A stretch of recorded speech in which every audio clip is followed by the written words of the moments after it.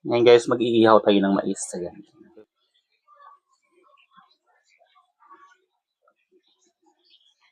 Ito, pwede na to. Hindi pa pwede. Hindi pa pwede. Ang bango. Ito yung kabila, mukhang medyo nasunog na. Medyo sunog na ng konti, pero hindi pa naman siya sunog. Ayan. Tingnan natin. Uy, hindi pa siya ganong, kulang pa.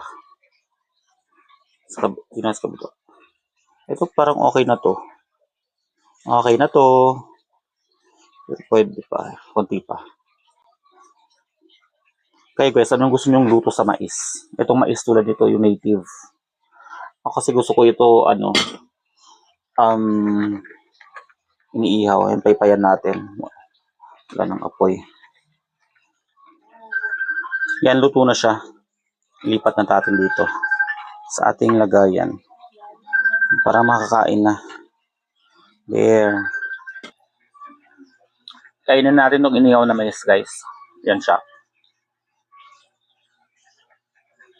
Masarap to. Ito yung paborito ko eh. Ikaw, kumakain ka nito? Or mas gusto mong nilaga? Yan o. Or nga ito.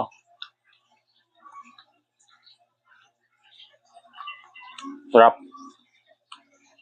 Basta ito ang paborito kong luto sa mais. Inihaw. Tara.